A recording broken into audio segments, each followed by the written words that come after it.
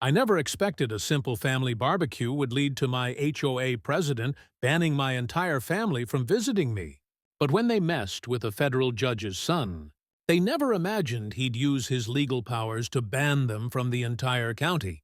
What would you do if someone tried to stop your family from seeing you? The smell of grilled burgers filled my backyard as my sister chased her giggling kids through the sprinkler. After 6 months of not seeing them, this weekend visit meant everything to me. I'd moved to Willow Creek Estates just 3 months ago, drawn by the beautiful parks and well-kept streets. Nobody warned me about Eleanor Thompson. "Excuse me, what exactly is happening here?" A sharp voice cut through our laughter. I turned to see a woman in her 50s with perfectly styled blonde hair marching across my lawn. Her floral blouse was buttoned to her neck despite the summer heat, and she clutched a clipboard like it was a weapon. "Just having a family barbecue," I replied, spatula in hand. "I'm James Davis, just moved in. Can I help you?" Her eyes narrowed as she counted my sister's children. "Are these people registered guests?" My sister Melissa looked at me with confusion. I felt equally lost. "Registered?" "They're my family, visiting for the weekend." Eleanor's posture stiffened. "I'm Eleanor Thompson, president of the Willow Creek Homeowners Association. According to our bylaws, all visitors must be registered with the HOA office 72 hours before arrival." I laughed, thinking she was joking. The kids stopped playing, sensing the tension. "That can't be right. Nobody told me about registering family when I bought the house." "It's in the covenant you signed, Mr. Davis, page 47, bylaw 312. She pointed to my sister's minivan in the driveway. "Unregistered visitors, noise disturbance, and that vehicle is parked improperly." My sister stepped forward. "The kids are just playing. They're not being excessively loud." Eleanor ignored her completely. "As HOA president, I must enforce our community standards. Consider this your first formal warning." She scribbled something on her clipboard. 3 warnings result in fines." I put down my spatula. "Look, I wasn't aware of this rule. Now I know. I'll register them first thing Monday." "That's not how it works. They need to leave immediately and return after proper registration." Eleanor smiled tightly. "Rules maintain our property values, Mr. Davis." My father, who had been quietly watching from the patio, stood up. At 65, Judge William Davis still commanded respect without raising his voice. "Eleanor, is it? I'm James's father. Are you suggesting my grandchildren can't visit their uncle without paperwork?" Eleanor's eyes widened slightly. "And you are?" "William Davis, federal judge, Eastern District." I watched her mental calculation. She straightened her blouse. "Even judges must follow HOA regulations, sir. The rules apply to everyone equally." Dad nodded thoughtfully. "Fascinating interpretation. I'd be interested to see the legal precedent supporting an HOA's authority to restrict family visitation rights on private property." Eleanor flushed. "The covenant is a binding contract, Judge Davis. Your son agreed to these terms." "Did the terms explicitly state family members require pre-approval?" Dad asked mildly. "It says all visitors. Now, I'll overlook this violation just this once." Her tone suggested tremendous generosity. "But please ensure all future guests are properly registered." As she marched away, Dad sat back down. "Interesting woman." "Sorry about that," I told Melissa. "Neighborhood politics." "Does she always patrol people's backyards?" Melissa asked. "First time I've seen it. Probably nothing to worry about." We resumed our barbecue, but something felt off. The relaxed mood had evaporated. My nephew Jacob, only 7, asked if they were going to be kicked out of my house. "Of course not, buddy," I assured him. "That lady is just very serious about rules." Later that evening, after the kids were asleep, my father and I sat on the patio with beers. "That HOA president," Dad said quietly. "She reminds me of cases I've handled." "What kind of cases?" "People who confuse authority with power." He took a sip. "I'd suggest reading your HOA covenant very carefully, son. I shrugged. It's probably nothing, just an overzealous board member, maybe. Dad didn't sound convinced. In my experience, people who monitor children playing in backyards rarely stop there. I couldn't know then how right he was, or that Eleanor Thompson had cameras installed at all neighborhood entrances, or that she was already emailing other board members about my problematic attitude regarding community standards. My sister's family left Sunday afternoon. Monday morning, I found a formal written warning on my door citing 3 violations from the weekend, and beside it, a flyer announcing the neighborhood 4th of July celebration featuring Eleanor Thompson as Grand Marshal. I had no idea then that this was just the beginning, or that my quiet father was already thinking about how to handle what was coming next. Happy birthday to you. Mom's off-key singing filled my kitchen as she carried in a homemade chocolate cake with candles. Dad followed with a wrapped gift box under his arm. Their surprise visit for my 35th birthday lifted my spirits after a stressful work week. You guys didn't have to drive 3 hours, I said, genuinely touched. Nonsense, Mom replied, setting down the cake. We'd never miss your birthday. We moved to the front porch with iced tea, enjoying the pleasant evening. Dad asked about work, and I told them about my recent promotion. Everything felt perfect until I noticed a black SUV slowly cruising past my house. It circled the block twice. Someone looking for an address? Mom wondered. The SUV parked across the street. Eleanor Thompson stepped out, along with a balding man in a golf shirt and a thin woman with severe glasses. They marched toward my house like soldiers on a mission. James Davis, Eleanor called out, before even reaching my walkway. Those individuals on your porch need to be identified immediately. My stomach tightened. These are my parents, Eleanor. They surprised me for my birthday. The balding man pulled out a tablet. No visitor registration on file. That's violation number 2, Davis. I'm Martin Greenberg, HOA Vice President, he added with obvious satisfaction.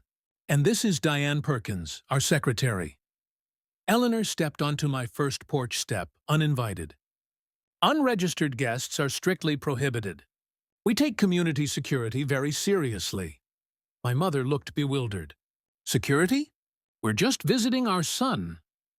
Ma'am, without proper registration, we have no way of knowing that, Diane said, adjusting her glasses.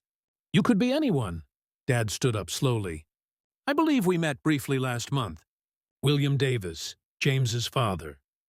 Eleanor's lips formed a tight line. Yes, the judge.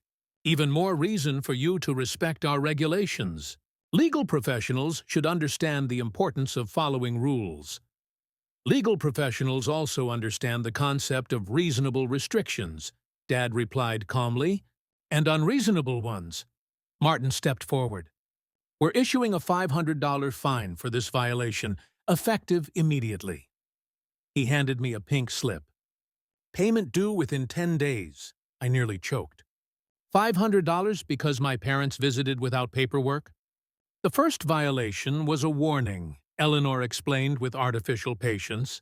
Second violations carry monetary penalties, as clearly stated in Section 7 of your covenant.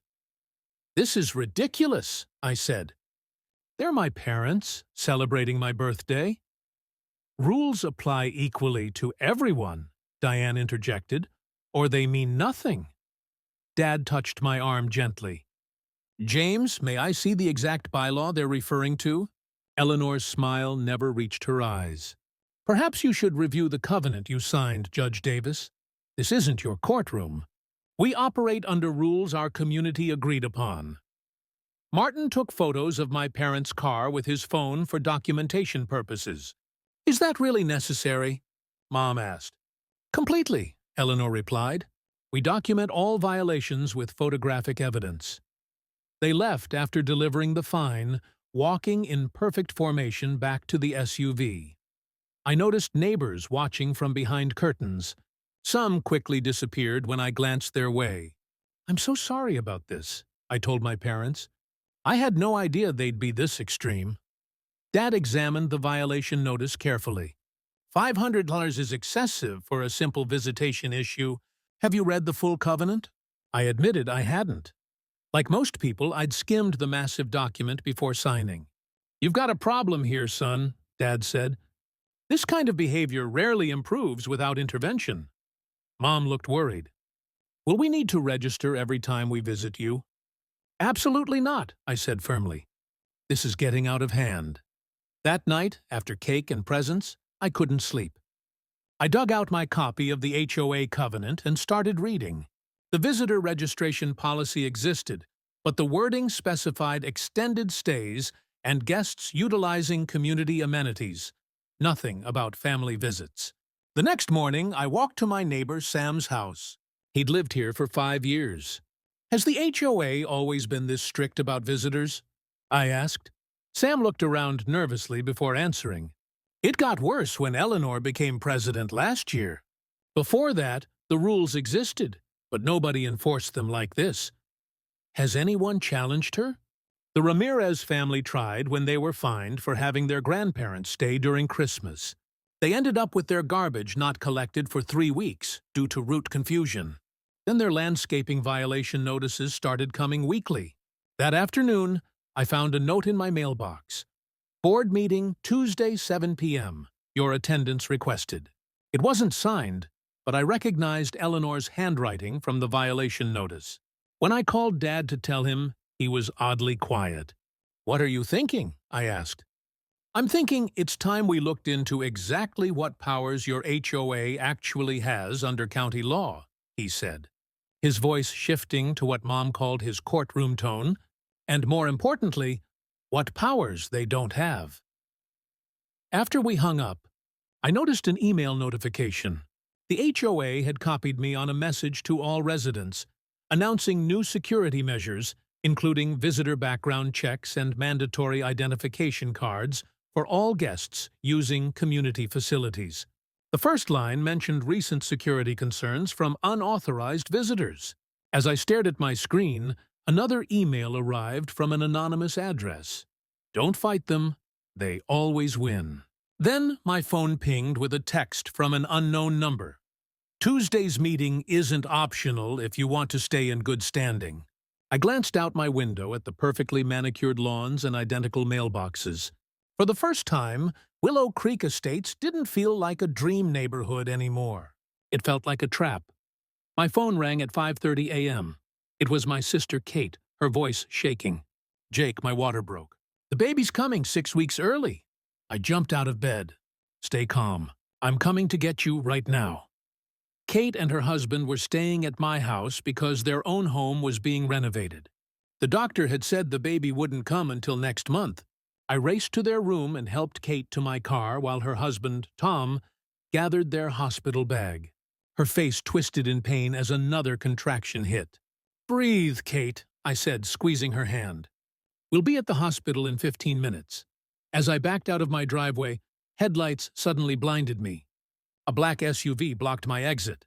Eleanor Thompson stepped out, followed by Martin and 2 other HOA board members. Going somewhere with unregistered guests? Eleanor asked, pointing at Kate, who was moaning in the passenger seat. My sister is in labor, I shouted. Move your car now. Eleanor crossed her arms. You should have thought about emergency situations before breaking our rules repeatedly. Tom ran up. Please, our baby is coming early. We need to get to the hospital. Martin pulled out his phone and started recording. More violations to document. I couldn't believe what was happening. Are you serious? This is a medical emergency. Rules don't bend for emergencies, Eleanor said, checking her watch. I'll need to see the doctor's note confirming this isn't just another attempt to bypass our visitor policy. Kate screamed from the car. I saw blood on her pants. Call an ambulance, I yelled to Tom, who already had his phone out. Eleanor's face twitched with uncertainty for the first time, but she didn't move her car. Neighbors began appearing in their doorways, watching the scene unfold. Mrs. Wilson from across the street hurried over in her bathrobe. Eleanor, what on earth are you doing? That woman needs medical help. Stay out of this, Doris, Eleanor snapped. This is HOA business. 10 excruciating minutes passed before sirens wailed in the distance. The paramedics had to park on the street and wheel a gurney around Eleanor's SUV. They quickly assessed Kate and loaded her into the ambulance. "I'm coming with you," Tom said, climbing in beside his wife. I turned to Eleanor, who was still blocking my driveway. "Move your car now." "The board has voted," she announced loudly for the gathering crowd to hear. "Due to your repeated violations, all unregistered guests are banned from Willow Creek Estates. Your family is no longer welcome here," the neighbors gasped. "Oh, you can't ban someone's family from visiting," Mrs. Wilson protested. "Actually, we can," Martin said, holding up a tablet. "Section 47.3 gives the board emergency powers to protect community standards. I needed to get to the hospital, not argue with these power-hungry maniacs. My father will hear about this." Eleanor smirked. "Oh yes, the judge. Tell him his title means nothing here. We have our own laws." Finally, she moved her SUV. I sped to the hospital, hands shaking with rage. Kate delivered a tiny but healthy baby girl an hour later. While she rested, I called my father. "Dad, you won't believe what just happened." I explained everything. The phone went silent for so long, I thought we'd lost connection. "Dad, are you there?" "I'm here." His voice was eerily calm. "Text me Eleanor and Martin's full names and addresses." "What are you going to do?" "Nothing illegal," he said. "But no one threatens my family or endangers my new granddaughter." That evening, while Kate and the baby slept, my father arrived at the hospital. He didn't look like the relaxed man who flipped burgers at our barbecue. This was Judge William Davis, who had sentenced hardened criminals and faced down corrupt politicians. "I've made some calls," he said quietly. "The county record office has some interesting information about Willow Creek Estates." "What kind of information?" Tom asked. Dad pulled out his laptop. Their HOA was incorporated improperly. Half their bylaws were never properly filed with the county, and Eleanor Thompson has been signing official documents using a title she's not legally entitled to. "Can that help us?" I asked. "It's just the beginning," Dad said, his eyes glinting with determination. "I've also discovered that Martin Greenberg's landscaping company has an exclusive contract with the HOA. Funny coincidence, since he's on the board that approves those contracts." A plan was forming. I could tell Dad had that look he got before delivering a major ruling. "Jake, I need you to do something," he said. "When you get home, check your mailbox. There should be a letter about your property taxes." "Why does that matter?" "Because," Dad said with a slight smile, "your property taxes fund the county government, which has jurisdiction over HOAs, and I happen to know someone who chairs the County Oversight Committee." As we talked, my phone pinged with text messages. Neighbors were sending pictures of Eleanor and Martin placing orange cones at the entrance to our subdivision with a sign that read, "Visitor Checkpoint. All guests must present HOA approval." "They've lost their minds," I muttered, showing Dad the pictures. He nodded gravely. "What they're doing isn't just mean-spirited. Some of it is actually illegal." When visiting hours ended, Dad insisted on driving me home. As we approached Willow Creek Estates, we saw the checkpoint. Martin sat in a folding chair, checking IDs against a clipboard. "Your father can enter," Martin said when I rolled down my window. "But he needs to register for future visits." "New policy." Dad leaned across me. "Under whose authority are you restricting access to a public road?" Martin puffed up. "The HOA board's authority." "Interesting," Dad said mildly, "because according to county records, this entrance road is public property, maintained by county tax dollars." Martin's smile faltered. "That's not—" "Check your facts," Dad interrupted. "I already have." We drove through without another word. But this battle was far from over. In my mailbox, just as Dad predicted, was a letter about property taxes. But there was something else, a certified letter from the HOA. I tore it open and felt my blood pressure spike. They were fining me $1,500 for a pattern of visitor violations and threatening lien proceedings if I didn't pay within 30 days. I told Dad. He took the letter, read it carefully, and folded it neatly. "Perfect," he said. "This is exactly what we needed." "How is this good news?" Dad placed a hand on my shoulder. "Because they've put their illegal actions in writing, son. And that's exactly what a judge likes to see." I woke to the sound of car doors slamming outside my house. Peeking through the blinds, I spotted 3 official-looking vehicles with county government seals parked in front of the HOA community center across the street. Men and women in business attire carried boxes and briefcases inside. My phone buzzed with a text from Mrs. Wilson. "Something big happening at HOA office. Eleanor looks furious." I threw on clothes and hurried outside. A small crowd of neighbors had gathered, watching as county officials entered the building. Eleanor stood at the door, her face red as she argued with a tall woman in a gray suit. "You can't just barge in here demanding documents," Eleanor shouted.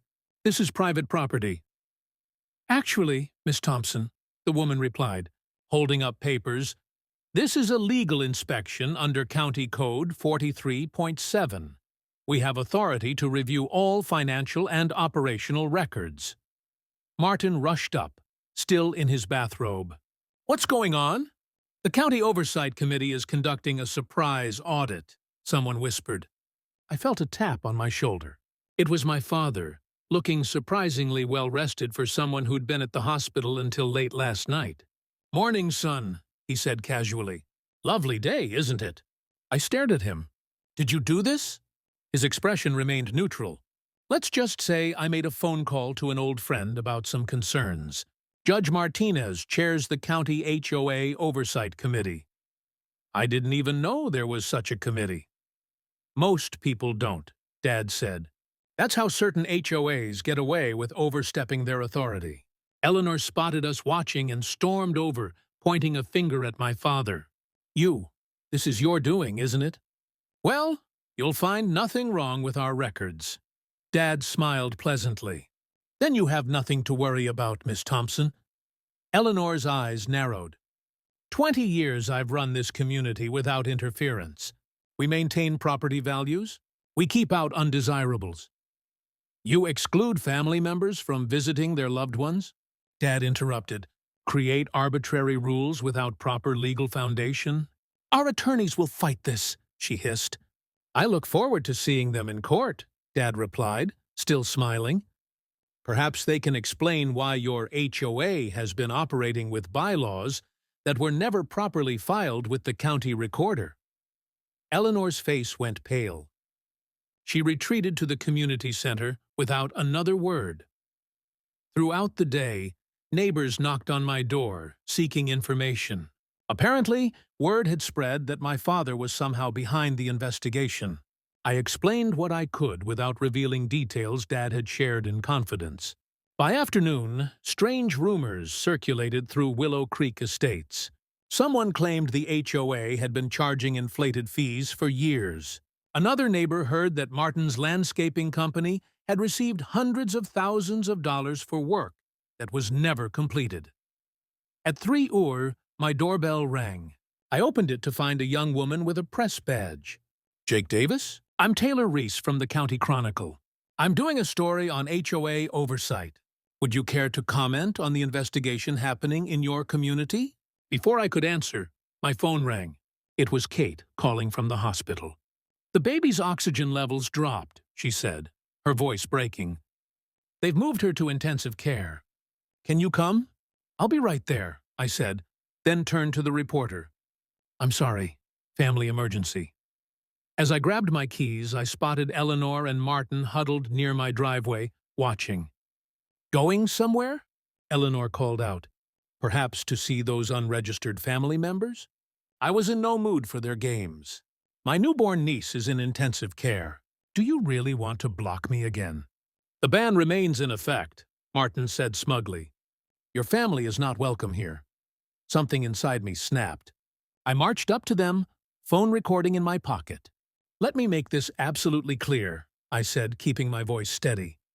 If you interfere with me visiting my family during a medical emergency again, I will personally ensure that every news outlet in this county knows your names and faces." Eleanor stepped back, startled by my tone. "Furthermore," I continued, "the county investigators have already requested interviews with all board members. I suggest you prepare to explain why you're using HOA authority to conduct personal vendettas." I drove to the hospital, seething with anger but focused on Kate and the baby. My father was already there, comforting Tom in the waiting room. "They've stabilized her," Dad told me. "She's going to be okay." Relief washed over me. Thank goodness. While Kate rested and Tom sat with the baby, Dad pulled me aside. "The investigation is turning up more than expected," he said quietly. "The county found financial records hidden in a separate filing cabinet. Martin's landscaping company received triple the market rate for services, and Eleanor approved payments to a consulting firm owned by her sister." "So they're stealing from us?" I said, disgusted. "It appears so. And there's more. They've been selectively enforcing rules based on personal preferences. Mrs. Wilson filed 3 complaints about harassment when she questioned fee increases, but the board dismissed them without investigation. By evening, we returned to Willow Creek Estates to find the community in uproar. An emergency HOA meeting had been called for 7 p.m. Every homeowner received notice, a stark contrast to previous meetings held during work hours when few could attend. The community center was packed. I grabbed a seat near the back, noting the county officials observing from the corner. Eleanor and the board members sat at a table looking uncomfortable. "Due to concerns raised by residents and county officials," Eleanor began stiffly, "we're conducting this emergency meeting to address questions about HOA operations." A neighbor stood up immediately. "Is it true you've been giving contracts to companies you personally benefit from?" "That allegation is under review," Eleanor responded through gritted teeth. "What about banning family members from visiting?" Someone else called out. "My grandkids aren't allowed to visit me anymore." Martin leaned into his microphone. "The visitor policy protects all residents." "From what?" interrupted Mrs. Wilson. "From having loved ones nearby? That policy wasn't voted on by homeowners." The meeting descended into chaos as years of frustrations poured out. People shared stories of arbitrary fines, denied renovation requests, and intimidation tactics. I felt a hand on my shoulder and turned to see the county reporter, Taylor Reese, sitting behind me. "Quite a story unfolding here," she whispered.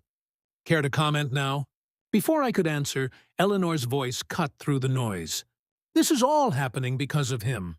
She pointed directly at me. "Jake Davis and his judge father are trying to destroy everything we've built. They're outsiders who don't understand our community values."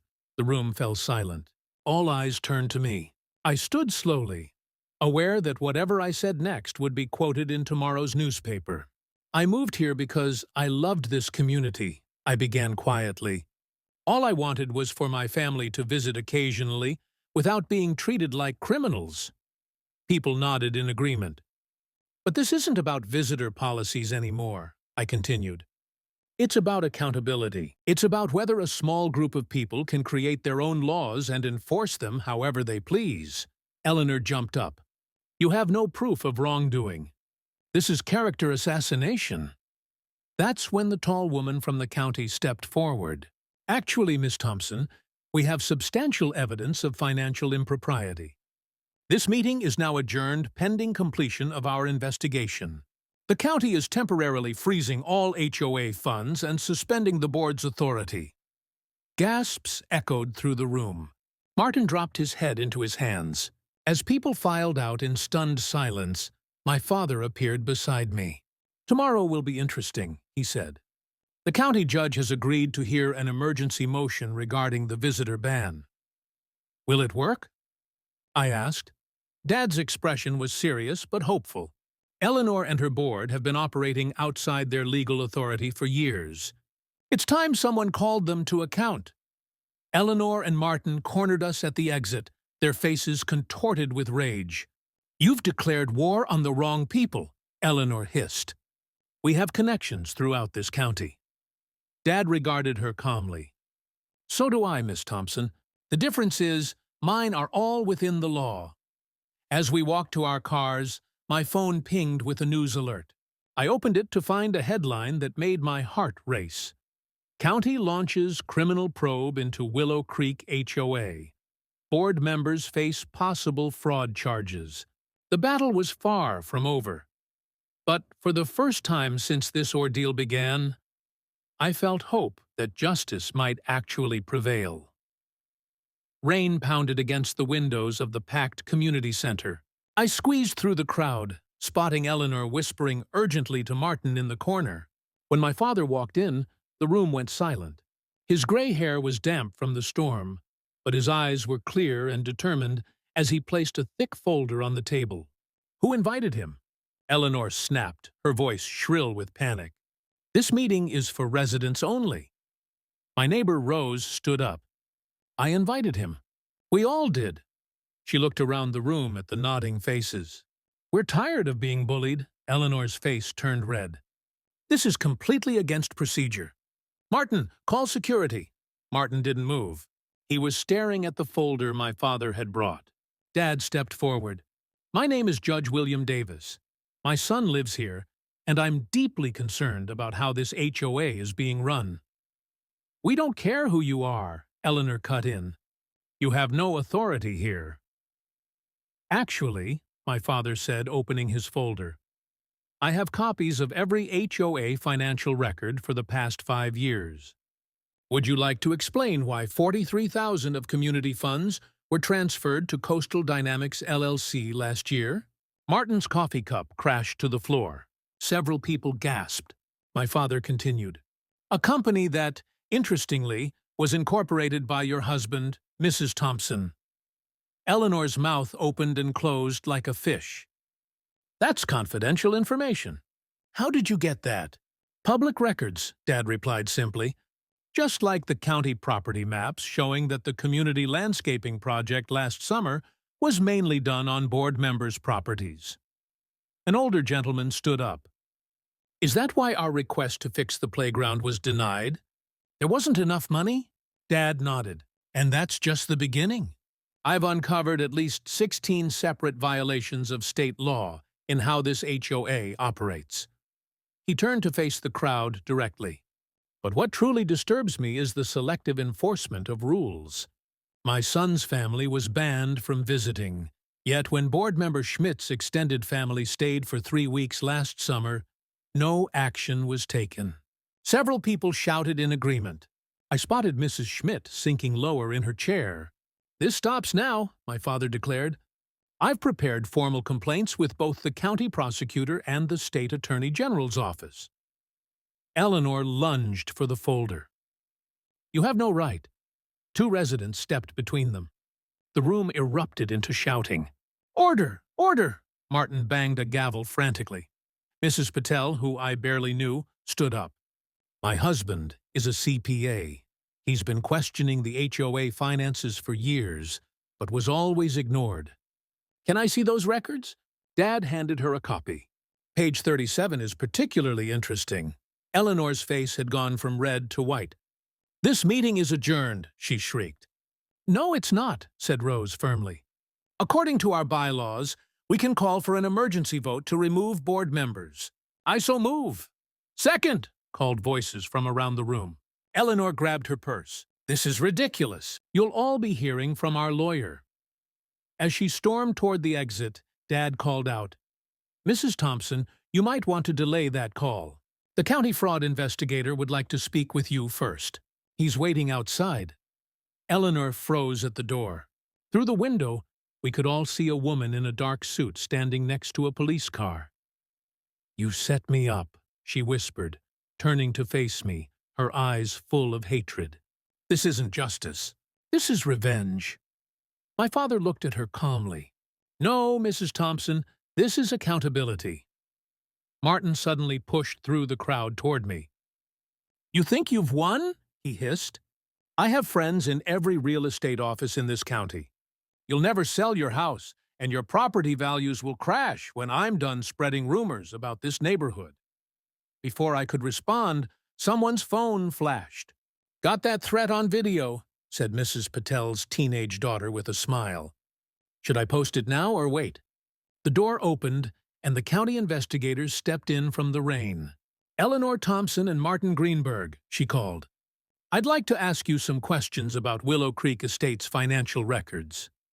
As they were led away, the remaining board members huddled together in panic. What started as a simple fight over family visits had unraveled their entire power structure in a single stormy night. But something told me this battle wasn't over yet, and the worst was still to come. "Breaking news from Willow Creek Estates," announced the TV reporter, standing in front of my house. "In a shocking development, 5 HOA board members are facing criminal charges, following what began as a dispute over family visitation rights." I clicked off the TV as my doorbell rang. 3 weeks had passed since the explosive community meeting, and nothing had been the same since. "You've got visitors," said Officer Jenkins with a smile. The police had been driving through our neighborhood regularly since Eleanor and Martin were released on bail. Their conditions included staying 500 feet away from my property. My sister ran up the driveway with her kids. "No clipboard Nazis stopping us today," she laughed, hugging me tightly. "Come in," I said, glancing nervously at Eleanor's house across the street. The windows were dark, but I sometimes felt she was watching. Inside, my neighbor Rose sat with my father, reviewing documents. "We found something huge," she said, barely containing her excitement. "Remember that community pool project that was canceled 3 years ago? The HOA collected over $200,000 for it, which mysteriously disappeared," Dad added, spreading out bank statements. "We traced it to an account in Bermuda." My phone buzzed with a text from an unknown number. "Back off, or your house burns next." I showed it to Officer Jenkins, who immediately called it in. "That's the 4th threat this week," he said grimly. "We're taking this seriously." "They're scared," Dad said. "The county prosecutor is offering plea deals to board members who testify against Eleanor and Martin." A car screeched to a halt outside. Martin stormed up my walkway, ignoring the restraining order. "You ruined everything," he shouted through the door. 15 years building this community, and you destroy it in a month." Officer Jenkins stepped outside. "Sir, you need to leave immediately." "This neighborhood was perfect before they moved in," Martin yelled, pointing at me. Mrs. Patel appeared from next door. "Perfect?"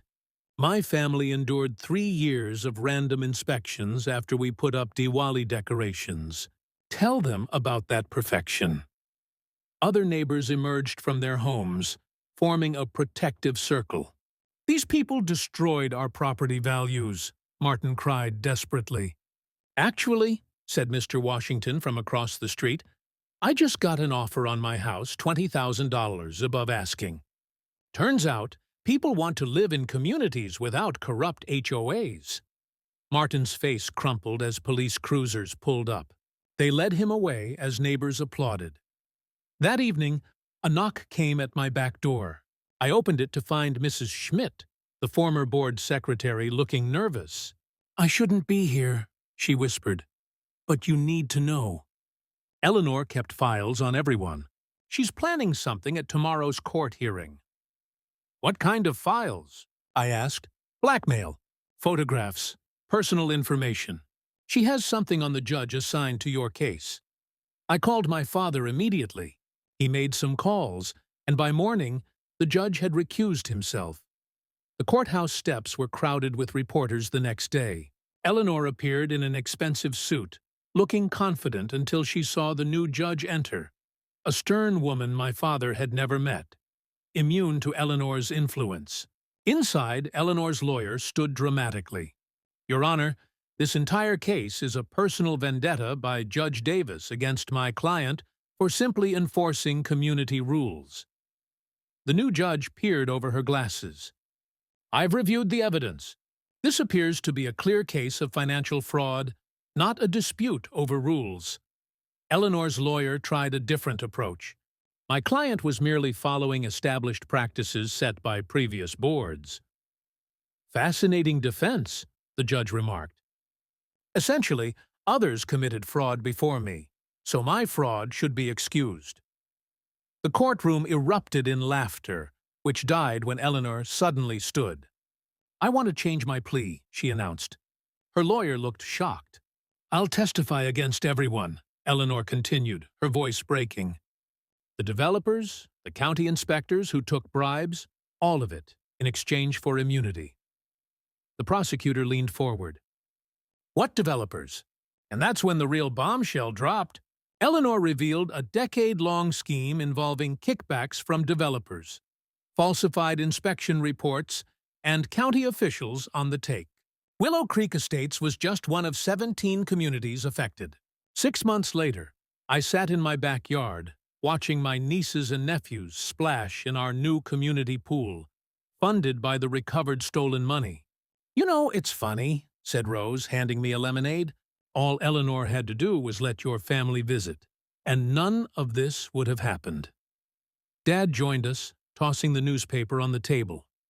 The headline read, "Former HOA President Sentenced to 7 years. County Commissioner Resigns in Disgrace." "Sometimes the smallest injustices reveal the biggest crimes," he said thoughtfully. My phone buzzed with a notification. I'd been elected president of our new, transparent HOA board. Our first order of business, updating the guest policy to read simply, "All families welcome anytime." As twilight fell over our liberated neighborhood, I realized that standing up against one small abuse of power had freed hundreds of homeowners from years of corruption. Eleanor had been right about one thing. Rules are rules. But in America, the most important rule is that no one is above the law, not even the HOA.